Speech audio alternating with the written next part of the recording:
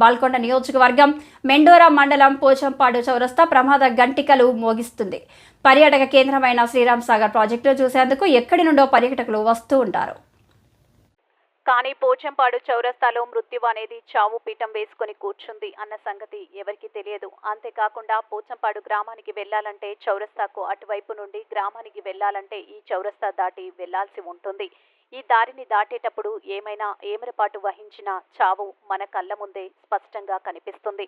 ఇలా ఎంతో మంది నిత్య అన్నదానంలాగా నిత్యం ఎంతో మంది ప్రమాదాలకు గురవుతూ ఉంటారు లేదా చనిపోతారు.